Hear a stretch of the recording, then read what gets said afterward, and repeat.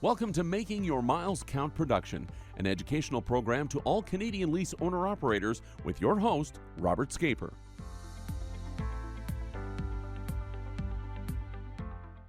Chapter 8, Government Auditors versus Lease Owner-Operators. Talk a little bit about the government and how they relate to Canada, like Canada Revenue Agency relates to lease owner-operators. When you're incorporated, there are several different departments of the government that a lease operator is exposed to. There is the source deduction department, where the Canada Pension Plan and EI or Canada Pension Plan and income tax from the operator is submitted on a monthly basis. That's one department within Canada Revenue Agency.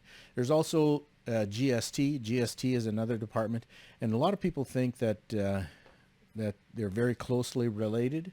They're operated almost like cylinders. They oftentimes don't talk to each other at all. Like they could find out something, a GST auditor could find out something, but they won't tell source deductions or income tax people or anything like that. They have a very narrow type of focus. They rarely talk to each other. It's actually less of a concern for an audit than what people automatically think. One thing I wanted to touch on, I've done a few videos actually on this, and that's the driver services. I got a video on driver services where drivers incorporate and they don't own a truck and the like, and CRA is coming down quite heavily on that. That's something that highly discouraged. Come out even in my book. I talk about, and this was back in 2005-06 when I wrote the book. I said that's not something that people should get into, and I guess nobody really listened to me at the time, but so be it. I've still stand on it. Don't be a driver services. You give up too much rights and become too vulnerable to an employer, really. Can you explain a little bit about that, what a driver services is? A driver services is somebody who has the capability of driving a truck at a company, doesn't want to work for the company and have all the source deductions taken off of it, but they used to just do, I'll just do a trip for you this week or something while you're on holidays or whatever, and you just pay him X amount of dollars per mile, and you write him a check, no taxes taken off or anything like that. That's a self-employed driver services. It was done 30 years ago quite regularly. To get around that even more, a lot of people have gone through the incorporation process, and then it's a relationship, between one corporation and another corporation, and it doesn't fall. They think that it doesn't fall under employer-employee type of scenarios, and they're able to write off a whole bunch more stuff and stuff like that. It really escalated in Ontario. Big, even carriers would only hire people if they were incorporated. So they had like hundreds of employees sometimes, or not really employees. They weren't classified as employees, so they didn't have to pay them workers' compensation or any of the taxes or anything like that. Realistically, what that bottom line happens is, let's say, for instance, a driver is in traffic and damages a truck or something like that. Ordinarily, there are rules associated with an employer that, you can't take off, the damages from a guy's paycheck, that kind of thing. But because it's a corporation to a corporation, they can take it off because that becomes a civil issue. And so why would somebody as a driver give up that protection that they have? That's a little bit of an insurance there. Also, workers' compensation becomes the cost of the actual driver himself, as opposed to the carrier. Like for instance, also Canada Pension Plan. There's both the employer portions and the employee portions. Well, now the employer doesn't have to pay that. The employer portions of it. So all the benefits are on the carrier, and virtually none of the benefits are on the driver. The sort of knee-jerk reaction is, well, yeah, but look how little taxes you'll have to pay.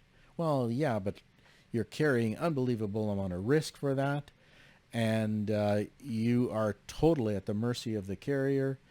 And I think it's actually very, very risky for somebody to get involved with a situation where all the benefits are on one side of the contract, and there's virtually nothing of benefit there. Well, why would the company then do that? To reduce their costs. Oh, I see. Yeah. Even if it's not cost reduction, it's risk reduction. Sometimes there were individuals who just got their CDLs, and they suddenly they can't get a job, and the only place where you can get a job is, well, you got to go through the incorporation process, and then and that, because if he's a brand new driver, maybe there's a 20% chance he's going to damage something or do something in the first 6 months or something like that. Well, then the company doesn't have to cover that cost. For that, it's all the drivers. So they hold you liable. Oh, totally, yeah. So there's a big risk for a driver to do that. Yeah, that's why they shouldn't do that. Okay. In that regard. People probably don't know that. Well, and maybe the companies don't even know that. Oh, I think the companies know it. Oh, you think so? Yeah. Okay. Maybe not all of them like would deduct it off, but a lot of them would. They would abuse the driver, because to a certain extent, and I've talked to quite a few of them in Ontario, and they said, I said, why do you go through the incorporation process and do all of this? Well, no one will hire me unless I am incorporated. So there was sort of this a certain segment of the drivers that couldn't get a company job at all. So they were forced to do something like, not forced, but there was high pressure to say, well, if I want to support my family, I got to go through this process. I think it's a fair thing for CRA to shut it down in there. I'm not exactly sure if it would be a good idea for them to penalize the drivers as much as the carriers. The carriers should always have that option to hire them as an employee. The other factor, too, that there were some carriers said, hey, look, we'll hire you as a company driver, and they said no.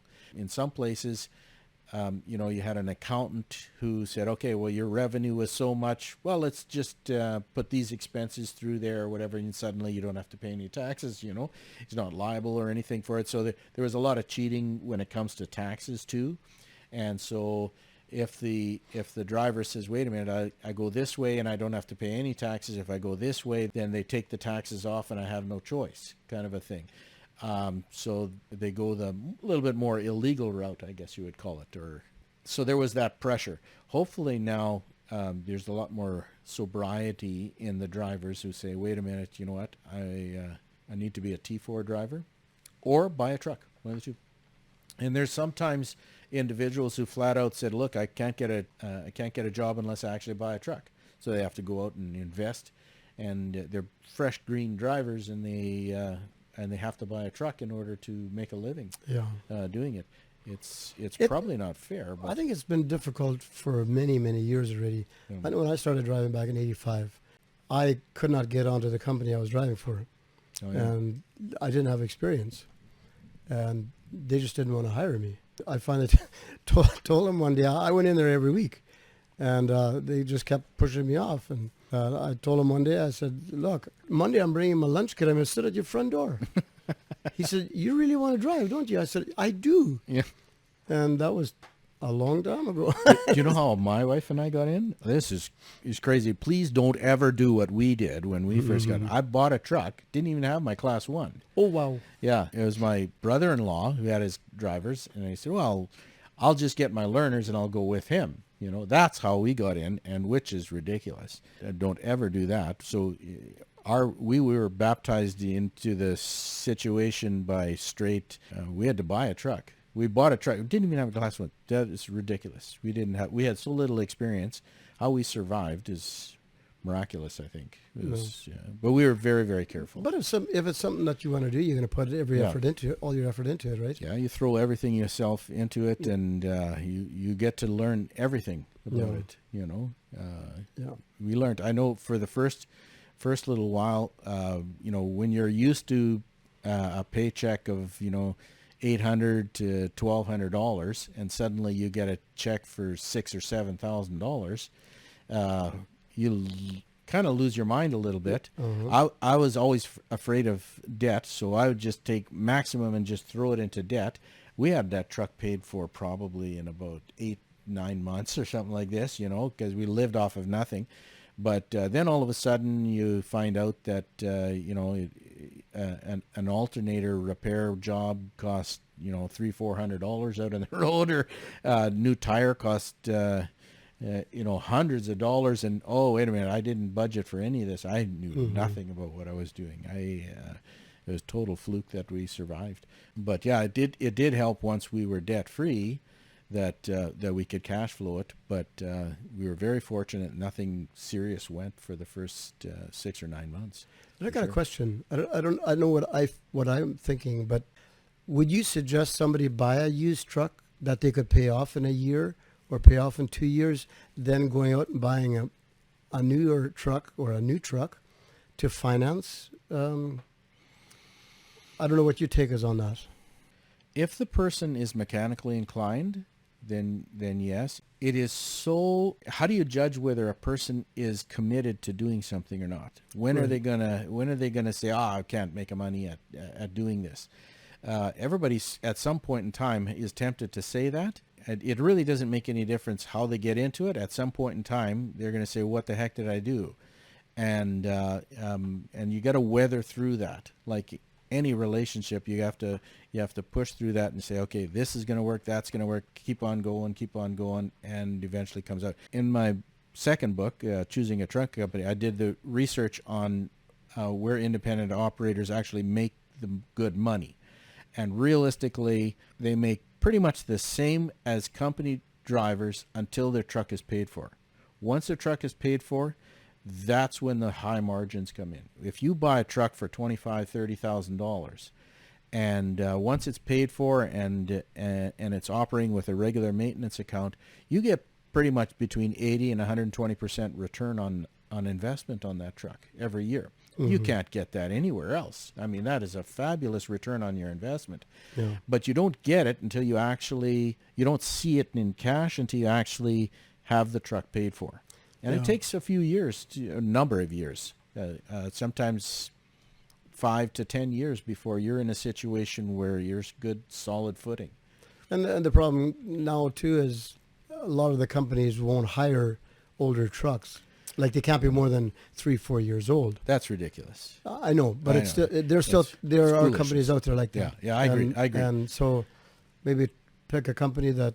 Yeah, you just choose a different company. There are some really good companies that they specialize in the old truck. Yep. I know one company that they go out and they buy all the used trucks and they have a maintenance shop and they rebuild it all and they don't do any of the new trucks at all. Right. Actually, especially in the last maybe 10 years or so, I know one carrier who bought 35 brand new trucks, and after I think it was 6 months or something like 6 months.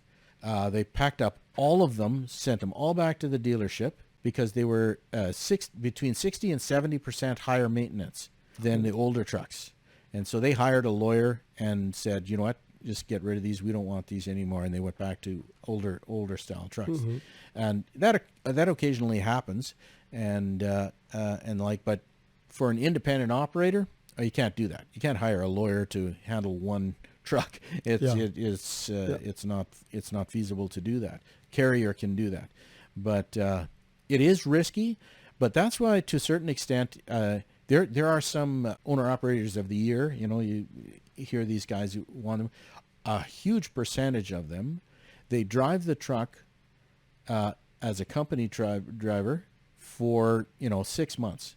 They keep track of the fuel economy and the maintenance and they track everything all down to see, and then they run the numbers side by side. Okay, would I have made any money doing this with the contract? And they say, oh, yeah, I can do it. Then they buy that specific truck because they know that they know how that performs. They know what's going to happen. They can project out in the future, and they say, okay, I can make this work. And those are the ones who are really successful, who they have a very low failure rate. That's for sure. And but that's probably if they're that detailed and research oriented, in getting into it. They're detailed and research oriented in all of this stuff. Oh, now I remember the story I was going to say before. I have a client who did all of his own maintenance, similar to yourself. He'd buy pails of gear lube and oil and stuff like this, and he did all of his own oil changes. And he changed the oil on his rear ends with gear lube, and then I think a month or two later, he just did a routine check, and he's seen shavings in there. He goes, oh, I got fresh oil in here. How come I have shavings in here now? And so he had the oil tested, and he found out that there was extremely low viscosity on it. It wasn't slippery at all. And he goes, what? You had a brand new pail, you know? Mm-hmm. So he looked at the pail, and he did a little bit of research. And when they make gear lube, actually a lot of oil, there is tiny little particles in the oil that they mix with it that creates the viscosity. That's, at least this is what he told me. And if you have the pail sitting there for a number of weeks or a month, that it slowly settles down to the bottom. Okay? Yep. So when he poured out the oil, it was the low viscosity on the top, and he had the stuff on the bottom. He didn't know this. Mm-hmm. There was no sign on the anything to shake it up or anything like that, but that's what he learned. And he did the research with that particular brand of gear lube, and he found that all of these guys do that, and none of them put the shake before use on there. But he went through the whole process. He learned it, and I think now they put shake before use. When you're an independent operator and you're doing your own maintenance, you learn stuff like that. That's amazing information to learn. Yeah. There's lots of stuff like that you go, wait a minute, you know, this is pretty amazing stuff. But that kind of maintenance, when you learn it and you're intense and you're all in, and those are the kind of guys who make money, generally speaking, unless they have a super spending problem or something like that, and they buy chrome coming out of their ears or something like that. Well, chrome is good. Yeah, chrome is good. I know you have a fair bit of chrome on your shoal truck, that's for sure. But in the end, it comes down to, like, and I know you'll agree, chrome doesn't make you money. No, it doesn't, but it helps. It helps. It makes you look good. It makes you look good up and down the road as you're going now. Yeah, absolutely.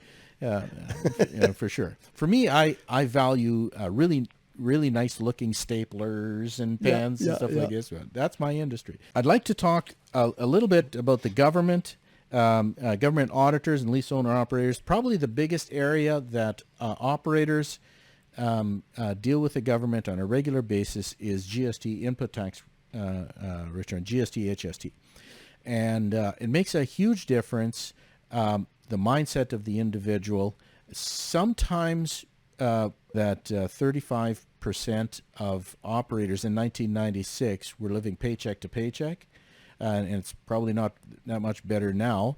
That means that when you get a GST refund, which could be sometimes thousands of dollars, a refund on a regular basis, the mindset is that's the only real profit I'm ever seeing. And that is truly very unfortunate, because it should not be that way, and it shouldn't go from crisis to crisis waiting for that GST to pay for the tires or something like that. Your personal spending is getting out of control, and working with GST or HST in Canada, mostly it's a federal department, and you have basically a consistent application all across Canada, but you do have different charges. Like if a person gets some work done in Ontario, you have HST, which is like 15 to 14%. Maritime's 15%. Alberta is 5%. So you get differing numbers, and the most important thing is getting the appropriate amount. And go back to a little bit with non-taxable benefits. One of the huge benefits of non-taxable benefits is the GST or HST rebate that you get, or input tax credit, on your non-taxable benefits. I have a client that's driving just in Ontario about $30,000 a year in non-taxable benefits, but the HST in there is close to $2,500, $2,000. I can't do the math that quickly. His entire accounting fees alone was just covered by the HST on his non-taxable benefits. Wow. And that's just regular. Those types of setups allow you better cash flow and very significant impact long term. It's the small little incremental things that benefit long term on there. But realistically, when it comes to the government and working with the government, as long as the accountant that you're working with has a good relationship with the government, we have a great relationship with the government. I have no idea how it would be like. I'd be terrified to be at a firm that had a terrible relationship with the government. One thing I did notice, we have noticed, actually everybody in the accounting industry has probably noticed, is when COVID hit, the first thing that went was there was an awful lot of auditors that left Canada Revenue Agency. And when they left, they had to be replaced. Now, the way it is right now, in 2022 and forward, it very much appears that the vast majority of auditors work from home. They don't go to some office anymore. Now, that might change in the future, but right now that's what they're doing. They're selling furniture like crazy just because they don't need any more square footage for stuff like that. And that changes things quite a bit because they're newer auditors. For instance, in the entire year of 2022, we have regular audits or like routine audits. So let's say we went through 18, 20 audits. To my knowledge, I only know one of the auditors that has been here, that has been at CRA longer than 2 years. So they're all brand new people, and you can tell they're bright enough people, but they really don't know what they're doing very much, and sometimes we have to hold their hand all the way through.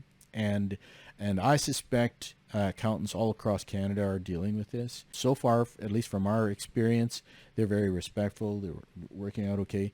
If you do a little bit of research in morale and that, working for the government, even if it's not the federal government, it's also provincial. From a perspective of an employment, working for the government tends to have low morale.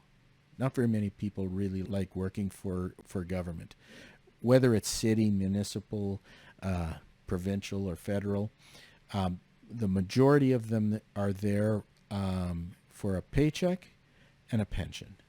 That's really all that they're. Yeah, you hear that a lot. Yeah, and so their heart's really not in it. If you talk to truck drivers, about 50% of them are actually really into it. You know, they enjoy their job and they work, and, you know, that kind of thing. But half of them aren't. But more than half. Yeah, I think so. Yeah. It could fluctuate a fair bit, but some of them are just really engaged and they really love what they do. And like, I know my wife and I, we loved it when we did it. And even now, we haven't driven truck in a long time, but we like driving. We'll just jump in a vehicle and go do, because we like driving together. It's a great, shouldn't say pastime, but if we could do it for a living, it would be a nice way to retire from us. Well, you know what? I've done it now for 37 years. Yeah. I cannot say that there's one trip that I didn't like. Yeah. I mean, you don't always like going to certain places, but I've always enjoyed every trip and still do. Yeah. Oh, one final point about morale in the government.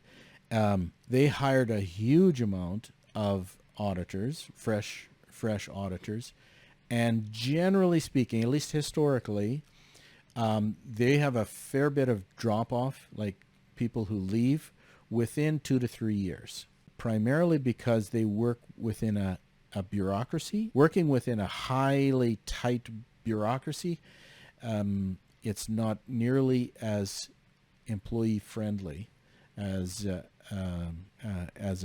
I guess you'd call it a free market kind of an atmosphere. So I do expect in 24,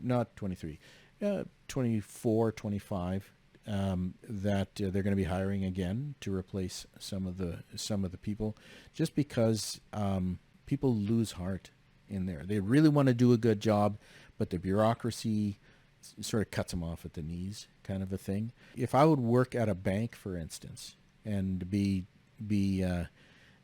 zip tied to my chair, and I can only do what the screen in front of me tells me to do. Oh, doodle! I don't think I would survive. No, I'm gonna be nutsy cuckoo very, very shortly. Yep. Need a little bit more freedom, autonomy, and like, and just multiply that a little bit more, and that's what a bureaucracy is. I have friends and even family members who have worked at CRA.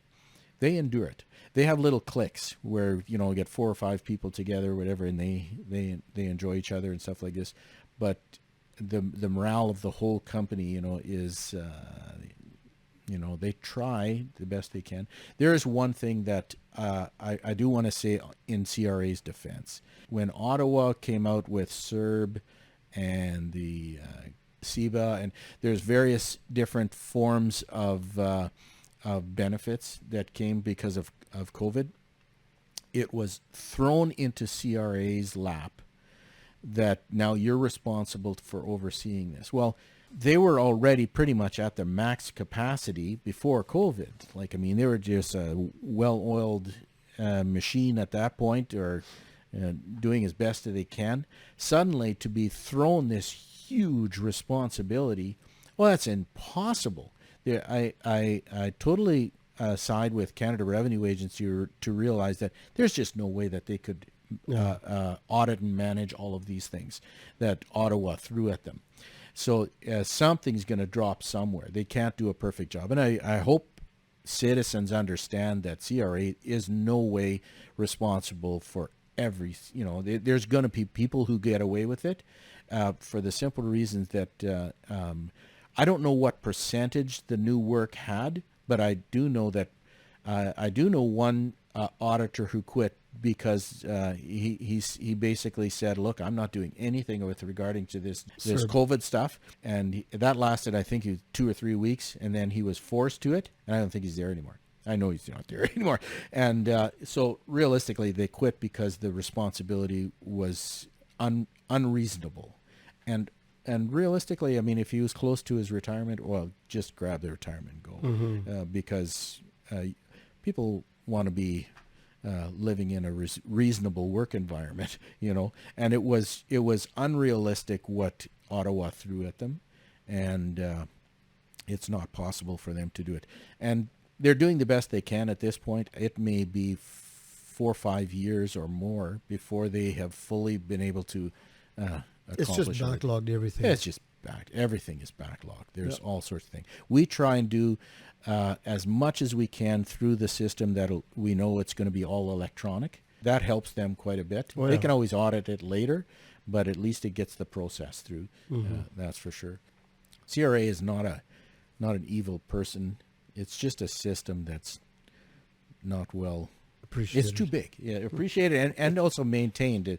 It's too big. It's just massive in that regards. Thanks for stopping by Making Your Miles Count. For further Making Your Miles Count productions, call us at 877-987-9787 or download us at makingyourmilescount.com.